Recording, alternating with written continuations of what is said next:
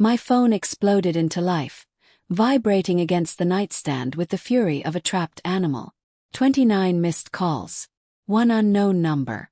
I didn't need to see the Pennsylvania area code to feel the cold dread wash over me. 20 years ago, my parents left me to die in a city of strangers. Today they reached out. They have no idea that for me the line was never disconnected. I've been waiting for this call. And now I'm going to burn their perfect world to the ground. How anyone in Ridgeview, Pennsylvania. The Taylors were royalty. Frank Taylor, my father, wasn't just a hardware store owner. He was a local institution. His booming laugh echoed at every town fundraiser, and his generous checks earned him the unwavering respect of the community. Karen Taylor, my mother, was the town's sweetheart, her award-winning apple pies a symbol of wholesome small-town goodness. With my older brother Ethan, the star quarterback and academic prodigy, they formed a perfect gilded image of the American dream. But a gilded cage is still a cage. Behind the polished front door. Before I dive into this story, I'd love to know where you're watching from today. Drop your location in the comments below. Hit that like button as the designated here, subscribe to hear more stories. My father's public charm dissolved the moment he stepped inside. Now let me take you back to how this all began. With every glass of whiskey has been the slow, deliberate sharpening of a self-deception. And now I'm finally going to use it to cut out the heart of the perfect world they built upon my abandoned childhood. She'd say, ignoring the fear in my eyes. Her role wasn't to protect, but to normalize the cruelty.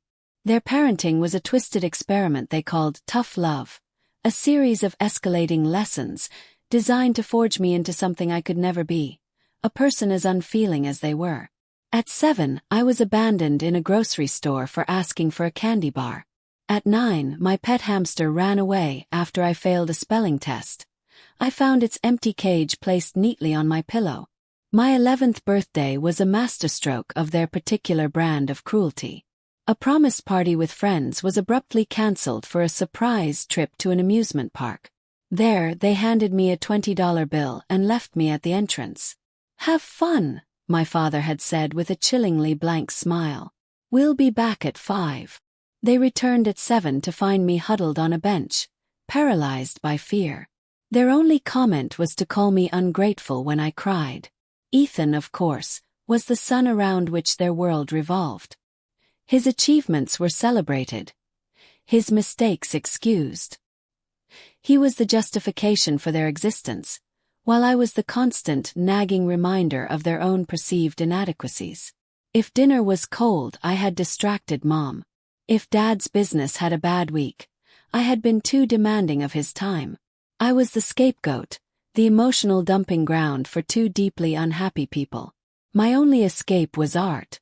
In my sketchbooks, I could create worlds where children were safe and parents were kind. Drawing was my sanctuary, the one place their judgment couldn't reach. It was this small act of defiance, this private world building, that ultimately led to the final unforgivable lesson. The day before the trip to Chicago, my 6th grade report card arrived. It was a perfect slate of A's, marred by a single offending A in science. In any other home, it would have been a cause for celebration. In mine, it was a declaration of war. An A-. My father's voice boomed through the house.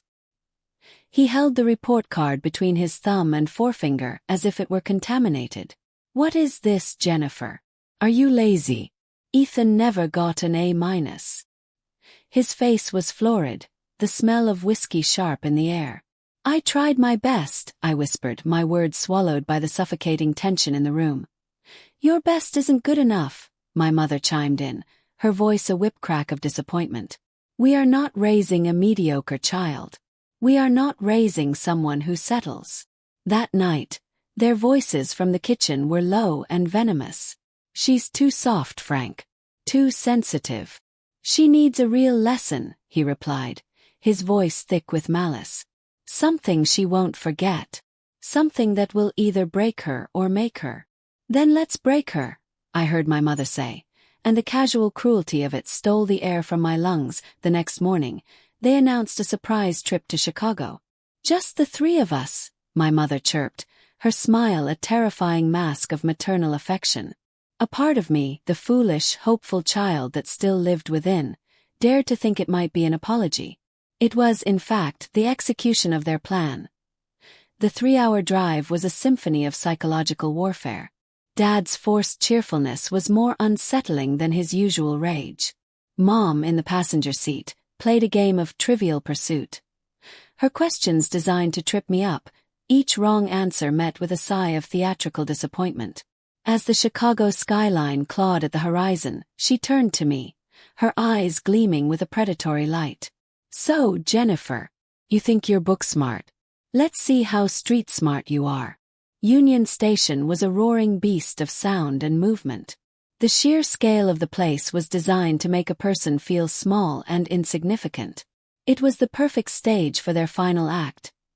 "Wait here," my mother commanded, pointing to a massive marble pillar. Her voice was flat, devoid of any emotion. "We need to park the car. We'll be back in 15 minutes. Please, can I come with you?" I begged, the familiar acid of anxiety burning in my throat. Then my father let out a short, barking laugh. "Don't be a baby. You're 12 years old. You can stand by yourself for 15 minutes. His hand rested on my shoulder for a moment, not in a gesture of comfort, but of ownership. A final assertion of his power over me. I watched them disappear into the throng. The clock on the wall read 12:17 p.m. I counted the seconds, then the minutes. 15 minutes became 30. 30 minutes became an hour. The hope that had flickered within me died, replaced by a cold, hard certainty. Then I saw them. Through the grand, arched windows, our blue Ford Taurus cruised past the entrance. My heart leaped with a desperate, irrational relief. They had come back. I scrambled towards the glass, waving my arms. My father, in the driver's seat, saw me.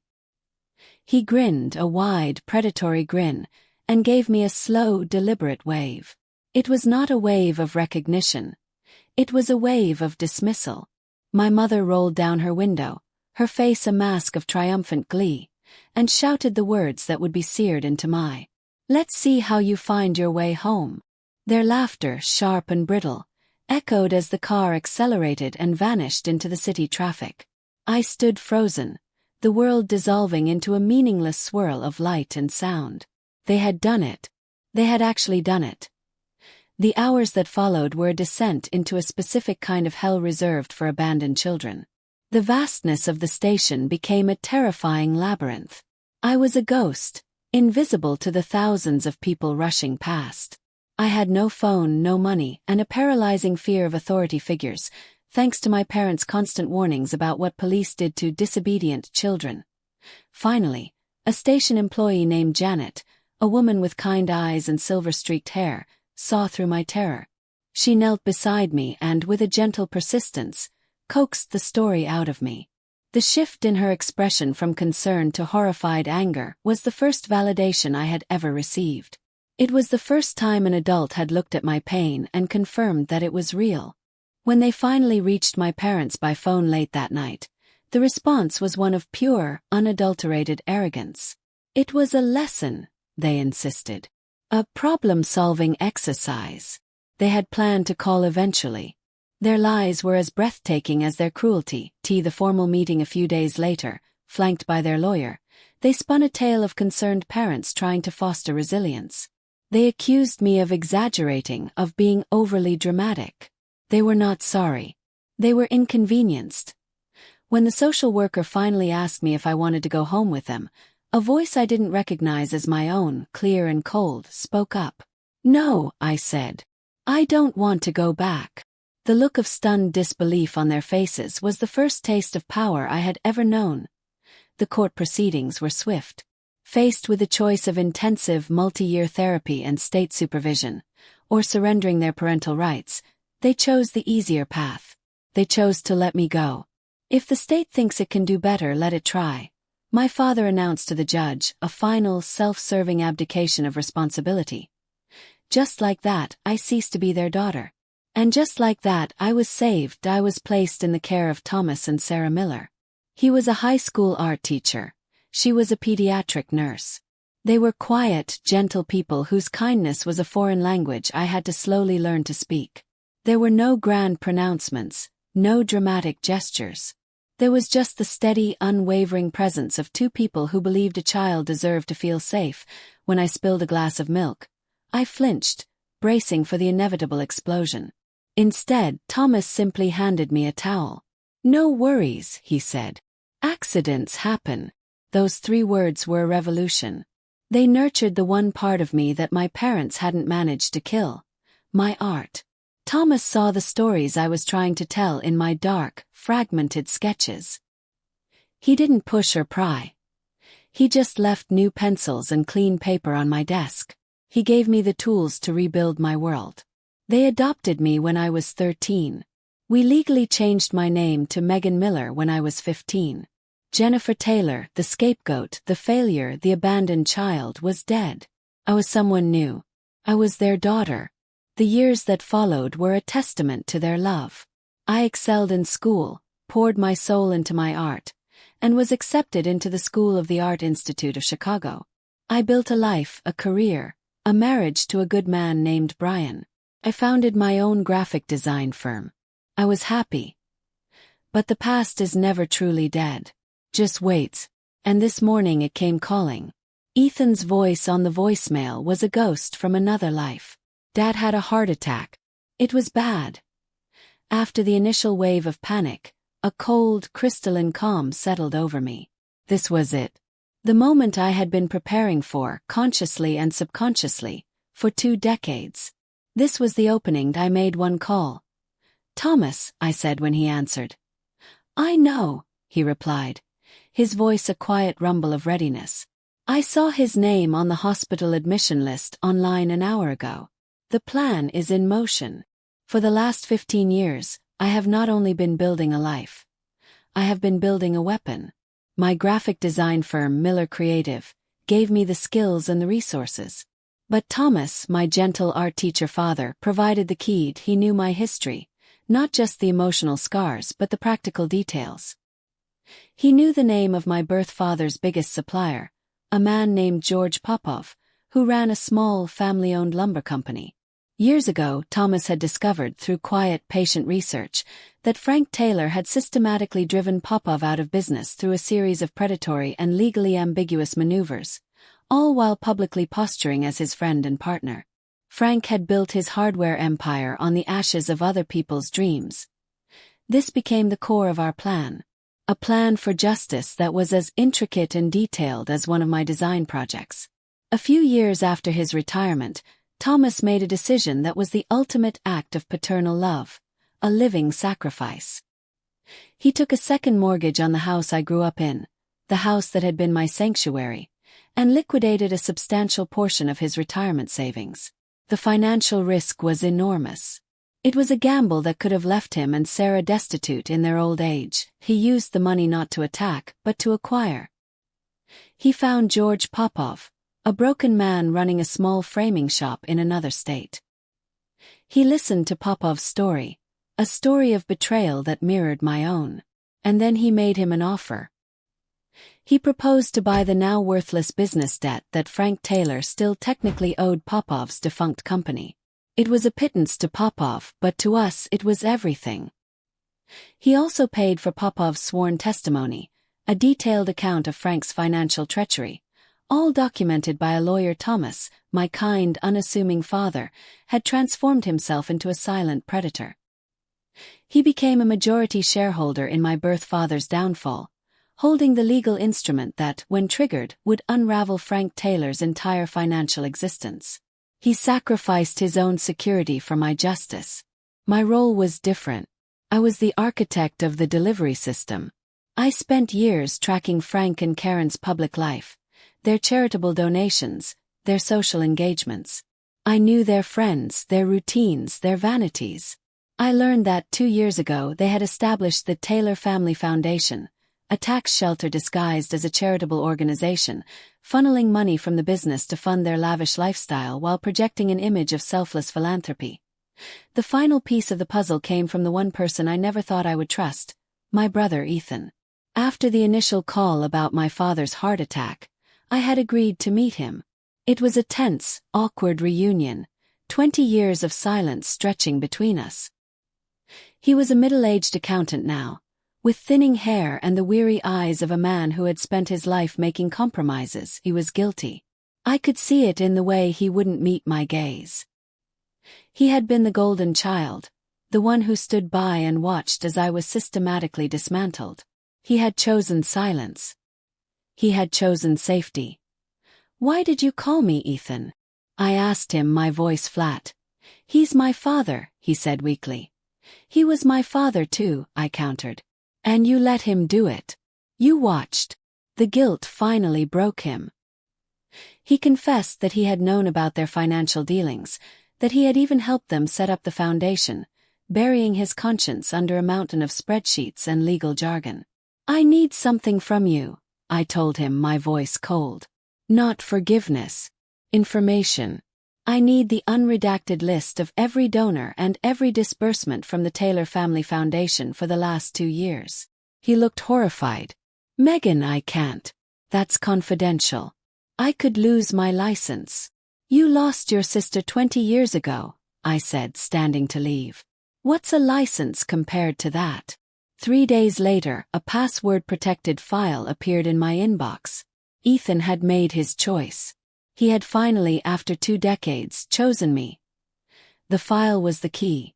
It showed in stark, undeniable detail how the foundation was a complete sham. It was a slush fund paying for vacations, luxury cars, and club memberships, all under the guise of charity. Now I had everything. The financial leverage from Thomas, the proof of tax fraud from Ethan, and a lifetime of righteous fury. The stage was set. In 2 weeks, the town of Ridgeview was hosting its annual Community Leadership Awards.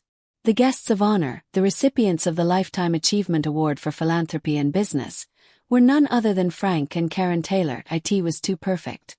A public stage for a public execution. I used my professional credentials to contact the event organizers, posing as a producer for a national human interest news segment. I pitched them a surprise tribute video, celebrating the Taylors' contributions. They were thrilled. They gave me complete creative control and access to their audiovisual systems. They had no idea they were handing me the guillotine. The night of the Ridgeview Community Leadership Awards was thick with the cloying sweetness of self-congratulation. The local high school gymnasium had been transformed with draped fabrics and twinkling lights, a desperate attempt to disguise the lingering smell of sweat and floor wax. I moved through the crowd, a phantom in a simple, elegant black dress. I was invisible, a stranger in my own hometown. My anonymity was my armor. From across the room I saw them. Frank and Karen Taylor. My father, looking thinner and grayer after his health scare, was nonetheless basking in the adulation, his hand clasped by the mayor. My mother, radiating a brittle, carefully maintained elegance, stood beside him, her smile a practiced work of art. They were actors playing their favorite roles, the benevolent king and queen of Ridgeview.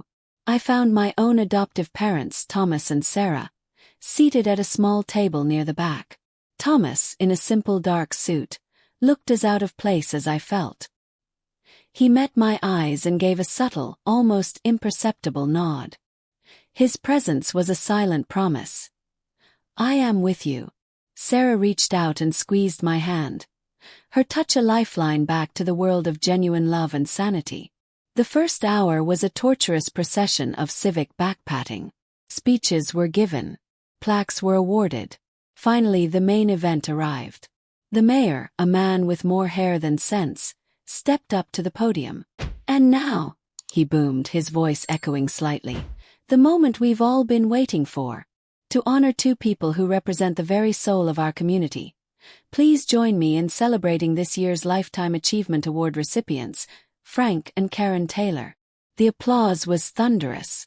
My birth parents rose and approached the stage, waving to the crowd, their faces masks of humble gratitude. They accepted the large, gaudy trophy, and Frank stepped to the microphone to deliver what I was sure would be a nauseatingly self-serving speech. "But first," the mayor interrupted, beaming, "we have a very special surprise. A national news program has prepared a tribute to the Taylors, highlighting their incredible journey. Roll the video." I stood in the shadows at the back of the gymnasium, a small remote in my hand. This was the moment. The culmination of 20 years of pain and 15 years of planning. The massive screen above the stage flickered to life. It began as everyone expected, with a montage of smiling photos. The Taylors cutting the ribbon at their new bakery location, Frank handing an oversized check to the fire department, a family portrait with a young, happy Ethan. Then the music shifted, becoming darker, more ominous. The happy photos dissolved, replaced by a grainy, digitally enhanced image of a small, terrified girl standing alone in the vast hall of Union Station. My voice, recorded in a studio just days before, filled the gymnasium. To the outside world they were perfect, my recorded voice said, cold and clear. But behind closed doors they were monsters. A collective gasp swept through the room. Frank and Karen, standing on stage, stared at the screen in horror. The video cut to a scanned document. The official court order signed by my parents, surrendering their parental rights to Jennifer Taylor, age 12. They didn't just abandon their daughter, my voiceover continued. They threw her away. But their cruelty wasn't just reserved for family. The screen shifted again, this time to a picture of a younger, hopeful-looking man. This was George Popov, my voice explained. He owned a lumber company, and he considered Frank Taylor his friend. A friend who systematically drove him into bankruptcy through predatory business practices, all while smiling to his face. A new image appeared, a sworn affidavit from George Popov, detailing every fraudulent deal, every broken promise. The murmuring in the crowd grew louder, angrier. But Frank Taylor's business success wasn't just built on betrayal, I narrated, my voice dropping lower. It was built on theft. Your theft. The screen was now filled with a dizzying array of financial documents, the ones Ethan had provided. Bank statements, tax returns, and internal ledgers, all beautifully animated with my graphic design skills to be perfectly, horrifyingly clear. I highlighted the transactions, showing how money from the Taylor Family Foundation, money donated by the very people in this room, had been illegally funneled to pay for luxury cars, exotic vacations, and country club memberships. They didn't just abandon a child, my voice concluded, as the screen showed a side-by-side of their smiling faces and the cold, hard numbers of their fraud. They abandoned every principle of decency and trust. They are not pillars of this community. They are parasites. The video ended. The screen went black. For a moment there was a stunned, absolute silence. Then chaos erupted, people were shouting, pointing at the stage. The mayor stood, his mouth agape, looking from the screen to the Taylors and back again.